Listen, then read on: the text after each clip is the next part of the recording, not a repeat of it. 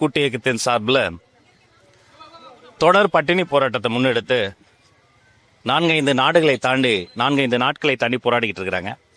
அப்போ இங்கே இருக்கக்கூடிய தோழர்கள், அவர் புளியந்தோப்பு மோகன் தோழரும் மணிரத்னம் தோழரும் நமக்கு பல போராட்ட களங்களில் நண்பு அறிமுகமானவர்கள்.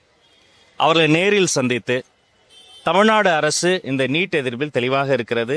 இன்றைய தினம் சட்டமன்றத்தில் கூட மாண்புமிகு நிதியமைச்சர் நீட் தேர்வை எதிர்க்கிறோம் என்பதை மிக தெளிவாக எங்களுடைய நிலைப்பாட்டை கூறியிருக்கிறார். மாண்புமிகு முதல்வர்கள் சார்பில் இந்த பட்டினி போராட்டத்தை அவர்கள் முடித்துக் கொள்ள வேண்டும் என்ற வேண்டுகோளை அவர்களிடம் நாங்கள் வைத்திருக்கிறோம். அதே சமயம் அவர்களினுடைய உடல் நலம், அவர்களினுடைய குடும்பத்தார், நண்பர்கள், நலன் விரும்பிகள் அத்தனை பேரினுடைய நலத்தையும் பேணுவதற்காக அவர்கள் இந்த பட்டினி போராட்டத்தை நிறைவு செய்து கொண்டு தொடர்ச்சியாக இந்த போராட்டத்தில் சட்ட போராட்டம், மசோதா நிறைவேற்றுவது, அனைத்து கட்சி கூட்டம், இதை கல்வியை மாநில பட்டியல் கொண்டு வருவது என்று அவர்களும் நாமும் ஒரே பக்கத்தில் தான் இருக்கிறோம், ஒரே நிலைப்பாட்டில் தான் இருக்கிறோம். அடுத்தடுத்த களங்களில் தொடர்ந்து அதை நம்ம கொண்டு போகணும் என்ற ஒரு கோரிக்கையை நாங்கள் அவர்களிடம் வைத்து பேச்சுவார்த்தை நடத்தி இருக்கிறோம்.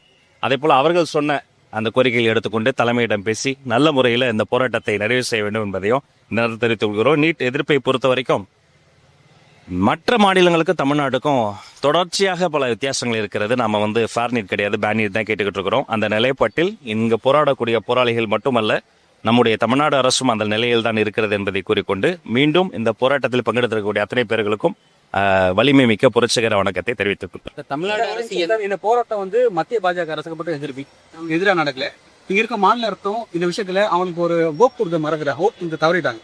மாநில அரசு அந்த ஹோம் இல்லாம இருக்கு அப்படிங்கிற ஒரு விஷயம் இங்க இருக்கு. அது அதான் நான் இப்ப சொன்ன மாதிரி இன்றைய தினம் கூட சட்டமன்றத்தில் நிதிநிலை அறிக்கை தாக்கல் செய்யும் போது மாண்புமிகு நிதியமைச்சரே அந்த நிலைப்பாடை சொல்லிட்டார்.